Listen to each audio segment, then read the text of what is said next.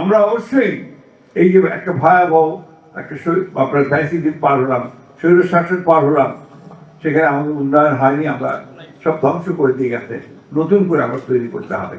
আমাদের শিক্ষা ব্যবস্থাকে একদম শেষ করে দিয়েছে, সেটাকে আবার নতুন করে তুলতে হবে। সেইভাবে আমার সামনের দিকে এগিয়ে যেতে চান।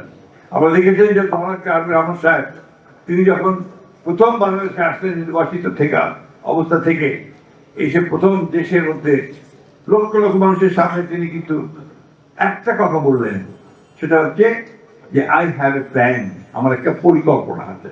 সেই পরিকল্পনা কিসের পরিকল্পনা? দেশ গড়ার, রাষ্ট্রটাকে আবার গড়ে তুলতে হবে, জাতিকে গড়ে তুলতে হবে, এই চিন্তা আমরা করি কথাটা বলছিলেন। সেই কাজ নির্বাচনে জয়লাভ করার পরে সেই কাজ তিনি শুরু করে দিয়েছিলেন।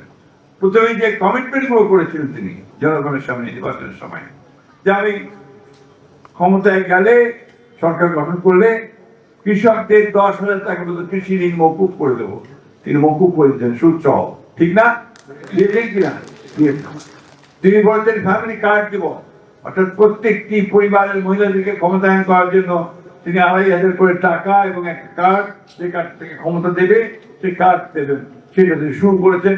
ইতিমধ্যে সারা দেশে এই কাজ শুরু হয়েছে এবং এই বছরের শেষের আগে 41 লক্ষ পরিবারকে ফ্যামিলি কার্ড দেওয়া হবে। কৃষক কার্ড দেওয়া শুরু করে দিয়েছেন তিনি। এটার মাধ্যমে কৃষক শুধু সুবিধাই পাবে না, সে তার পণ্য যেটা সে উৎপাদন করবে সেটা সে বিক্রি করতে পারবে। আমাদের নদী নালাগুলো সব বন্ধ হয়ে গেছে, পানি নেই, এই জন্য খাল খনন কর্মসূচি তিনি শুরু করেছেন। মসজিদের ইমাম, মুয়াজ্জিন, মন্দিরের পুরোহিত, গির্জার পাদ্রী, তারা কোনোদিন বেতন পেত না, ভাতা পেত না, ওই সকল দানের উপরে তাদেরকে করতে হয়, তাই না? আমাদের তারেক রহমান সাহেব এটা শুরু করেছেন, সকলকে ভাতা দেওয়া, তিনি ভাতা দেওয়া শুরু করেছেন।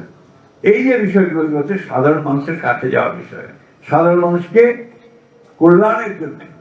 আমাদের রাজনীতি, বাংলাদেশের রাজনীতি হওয়া উচিত সবসময় সাধারণ মানুষের কল্যাণ হয়, সেই কাজটা তিনি শুরু করেছেন। এখন রংপুর তো আমাদের কৃষি প্রধান দেশ, আগে তামাক করতেন আপনারা, এখন তামাকের অনেক বাধা নিচ্ছেন, তাই না? তামাক তো টাকা পান না সেইভাবে। আর ধান এখন ভুট্টা হয়, এটার দিক থেকে, তাই না? ভুট্টা হয়, আলু হয়, তো আলুর তো আপনার দামে না, 10 টাকা এবার শেষ হয়ে গেছে, তাই না? খুব ভালো লাগলো, আমি আপনার মেলার মধ্যে আমি একটা দোকান থেকে একটা স্টল দেখলাম। সেই স্টলে তারা বললো যে তারা এবার 1,38,000 টন আলু রপ্তানি করছে। এটা ভালো আপনার জাতের আলু এবং এটা দিয়ে আপনি চিপস তৈরি হয়।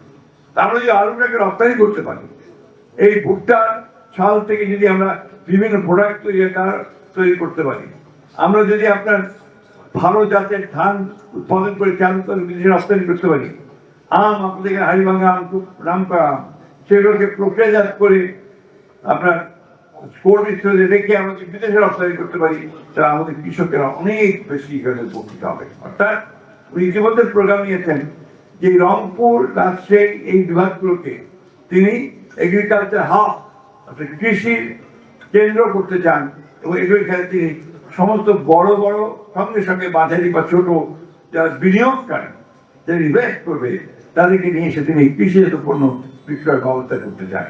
আমাদের সমস্যাটা কি? আমাদের অনেক সবজি হয়, ফসল হয়, কিন্তু আমরা ঢাকার বাজারটা পাই না, দাম পাই না, তাই না? বাজারজাতকরণ যেটাকে আমরা মার্কেটিং বলি, এই মার্কেটিং থেকে আমাদেরকে ভালো করে করতে হবে, এই বিষয়গুলো আমাদেরকে জানতে হবে। এই যে আমাদের মা বোনেরা, আমি দেখলাম আপনার স্টলের মধ্যে, মেলার মধ্যে, তার খুব সুন্দর আপনার হাতের কাজ করে বিভিন্ন রকম সহযোগী কার্পেট, আপনার কাঁথার বেডশিট, বেড কাভার এবং বিভিন্ন রকম ফার্নিচার তৈরি করতেছে হাতের কাজ দিয়ে। এগুলো প্রচুর দাম লেগেছে। যদি আমরা রপ্তানি করতে পারি, কানেক্ট করে দিতে পারি, তাহলে কিন্তু আপনার অনেক দাম দিয়ে আসতে পারবে। আমি একবার চীনে গিয়েছিলাম অনেক আগে, তার গিয়ে দেখি গ্রামের মধ্যে আপনার মহিলারা দুপুরবেলা যখন ছুটি হয়, ওদের ফ্যাক্টরিতে থাকে, 2 ঘন্টা ছুটি থাকে, চলে আসে, পাশে সব উলের কাজ করছে, হাতে বোনা সোয়েটার উল দিয়ে। আচ্ছা আপনারা এটা করছেন কেন? কি আবার ওটা আমরা যে সোয়েটারটা তৈরি করবো, এটা আবার আমাদের একসাথে করে বিদেশে চলে যাবে, এটার অনেক দাম, বিদেশে অনেক দামে বিক্রি করতে পারবো। এই যে আপনার কাজ, আমি প্রত্যেকটা মানুষকে কাজের সুযোগ দেওয়া, তার কাজ করে সে পণ্য উৎপাদন করবে, এই পণ্য উৎপাদন করে সেটাকে বাজারজাত করবে, এই বিষয়টা কিন্তু খুব জরুরি, যেটা তার সাহেব শুরু করতে যাচ্ছেন।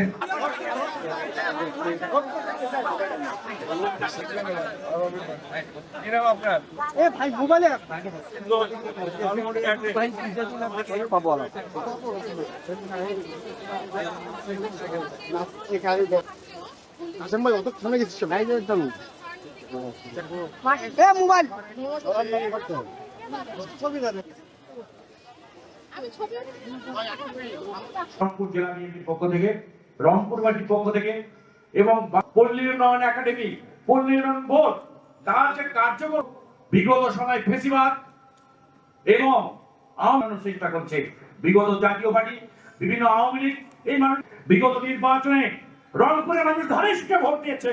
দেশটাকে যাতে সবাই দোয়া করবেন, তিনি যাতে কাজ করতে পারে, তার নেতৃত্বে যাতে এরকম একটা দেশ গড়তে পারি, আমরা সব সুন্দর থাকে, এই আইন শৃঙ্খলা সুন্দর থাকলে দেশে আসুন আমরা আওয়াজ তুলি, কাজ করি, দেশ গড়ি। এবং আমি ইসলাম মানবিক অপারেশন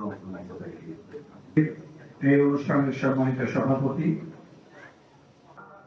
এই কৃষি প্রধান জায়গা হচ্ছে আমাদের গুলোই বাংলাদেশের ম্যাক্সিমাম কৃষি পণ্য উৎপাদন হয়।